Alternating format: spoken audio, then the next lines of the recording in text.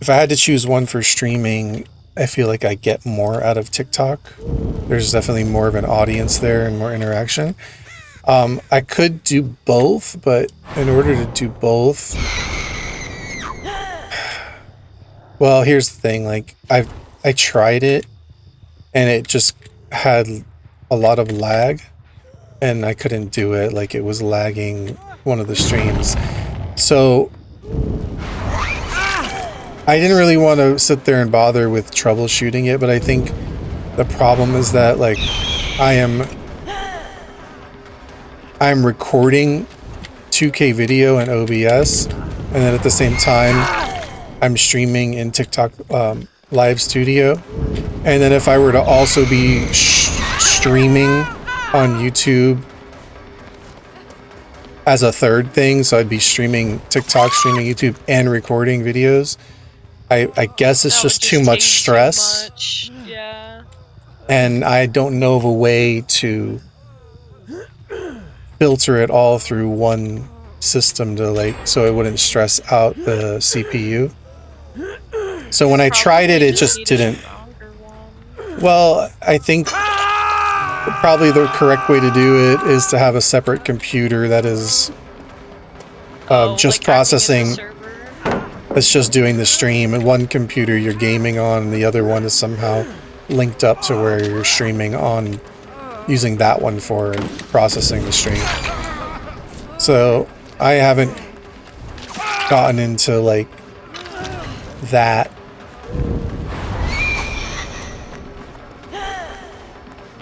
It just seems like it'd be a headache to figure out in a process, and I wasn't convinced that it was worth it.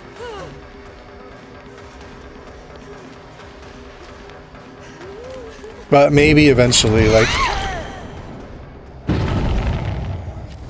Yeah, I mean, that would be cool to see, like, in the future.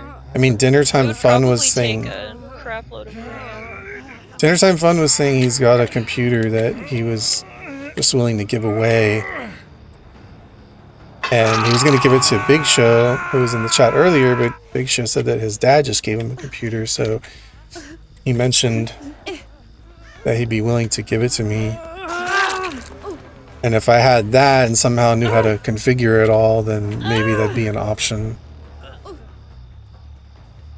Plus, then I got to deal with the extra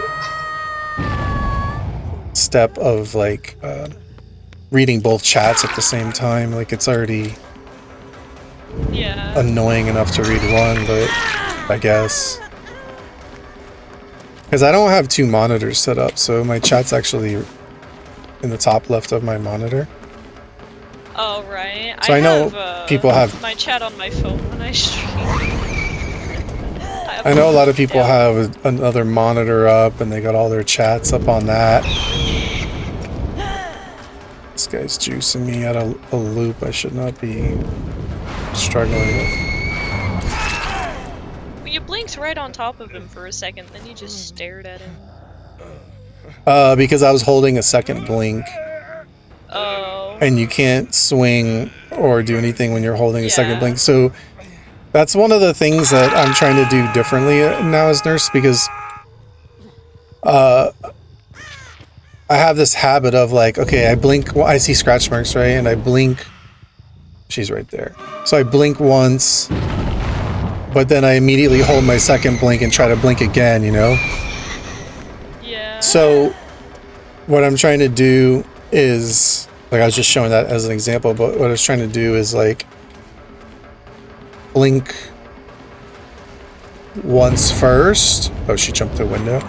Stop, look around, and you have this small window. It's a very small window.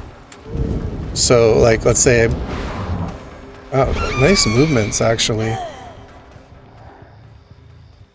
I played that wrong. Because she looked like she was going to double back, and then she didn't. She like, double backed. No way, not the double triple. It was a fake double back. So let's say I do one blink, right? But then I stop and I wait. Even if it's for like half a second, it gives me that window to where she might even just run right back into my first blink. Right. That makes sense. But it's a very small window that you have to react with. So I'll try again here. Like, ready? So I blink once.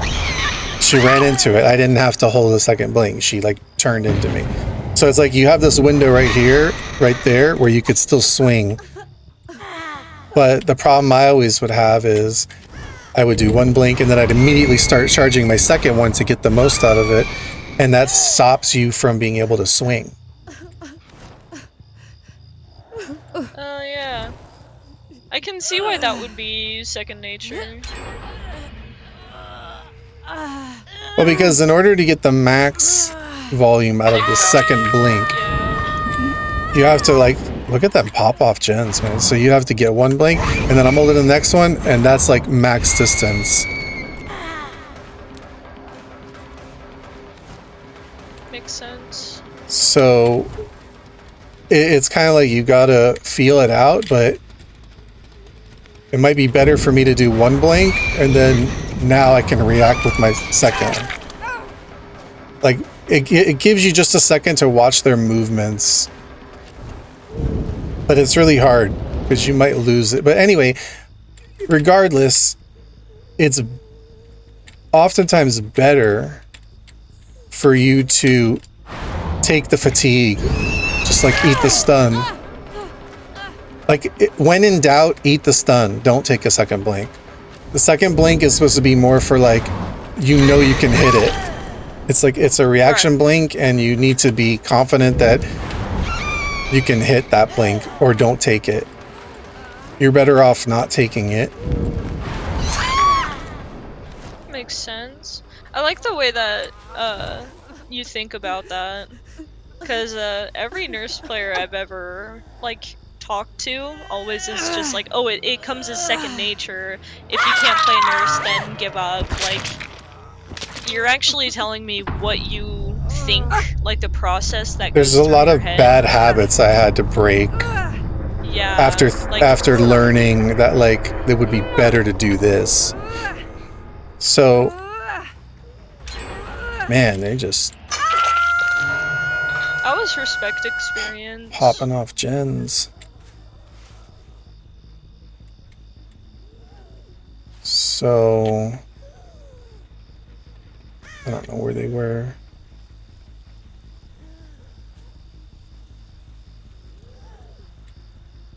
I don't hear anything on this gen. It might be on that. It's our first hook. It's gonna be a waste of time waiting here.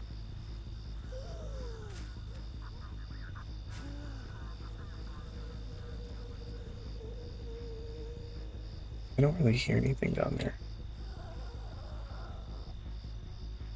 Oh, on your legit account, did you ever, like, enjoy playing legit Survivor? Or did you always just prefer... Yeah. I played a lot. Like, I just always had open lobbies with whoever.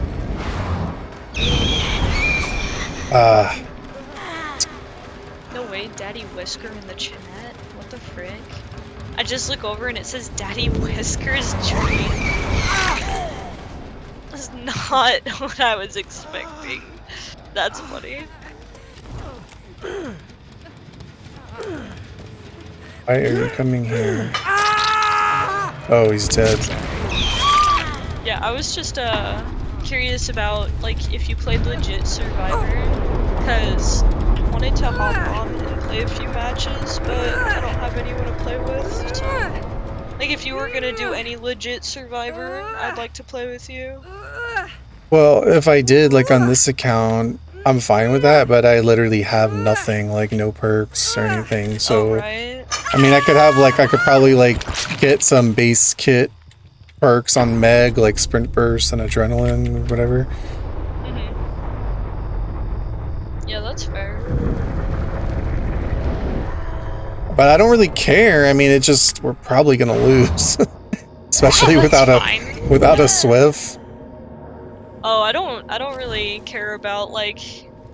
Then again, my MMR would be so low that maybe we would get some kind of, you know, baby killers and it wouldn't be that bad. Yeah, I mean, I only ever run 2 perks usually, so...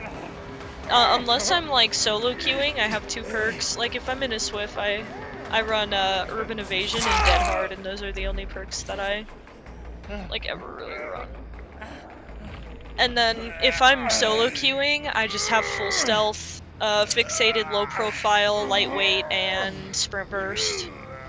And I just stick to it because it works. So here's another thing with nurse, right? Like, let's say, where are you going, bro? Gate's over here. All right, so like my first blink is all about positioning. Right, like you want to get as close as possible. No, not as close as possible. You want to leave some room. So I want to blink probably like in what would be considered, I don't know what this guy's doing. I'm like literally letting him live. I want to blink, which would be like a tail range, which would be kind of like right there, would have been a perfect distance, right? So I want to blink to where I'm kind of like maybe this far, because if I land here at my first blink, right? If he double backs and runs towards me, I hit him right here. If he turns to the left, I hit him right here. If he turns to the right, I hit him right here. If he keeps running forward, I use my second blink and I hit him right here. So it's all a matter of positioning your first blink in a place to where it's going to make your second hit more of a guarantee. I'm just messing with him. I'm just toying with him. He can leave. You get what I'm saying? It's a matter of putting it. You don't want to blink right on top of them, and you don't want to blink in front of them where you think they're going to be like a sniper. You want to do it's more of like a safe blink, which is it's kind of like right behind them, as if they had, imagine them having like a tail. I don't know how many meters it would be, but it's like, and it can be tough because they double back on you, but you have to kind of like have this in your head and make it work with your muscle memory to know, because you got to remember, like the survivor's moving, so it's not like targeting a stationary target. So while you're trying to do this quote unquote like tail blink, you have to consider like where they're going to be at the time that you release your blink as they're moving forward. But like I said, you want to place your blink in a spot to where whether they turn back into you or keep going forward, it turns to the right, turn to the left, you have just enough distance that your second blink can catch them if you react to it properly. Now it's big brain. Yeah, it's kind of like a formula.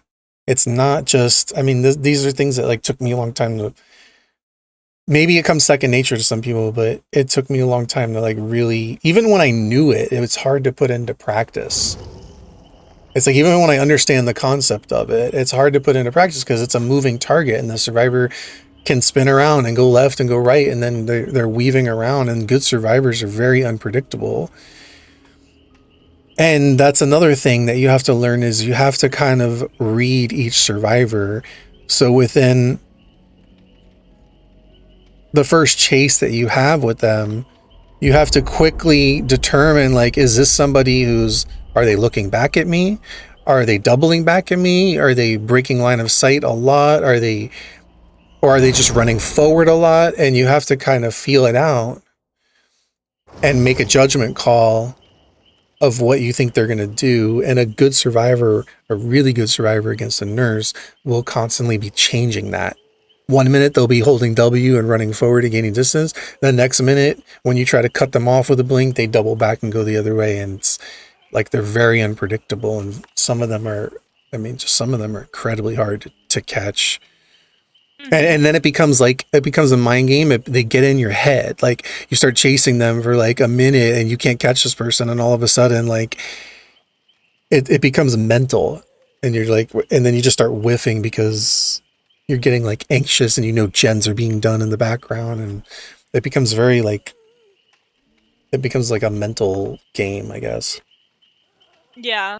I know there's a lot of mind games. Every time I play against a nurse, I always play like the craziest mind games, and it always works, because nurses always think, like, in my opinion, or like from what I see, what I've what I observe while playing is that they're thinking 2 steps ahead of me, so I think 1 step behind me, and every single time it works. Like, it always catches them off guard.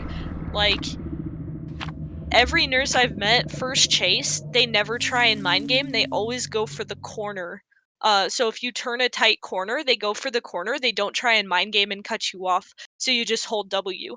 And then second chase, you do the same thing, and by then they're conditioned, they're like, "Okay, this person's stupid, they're just gonna hold W."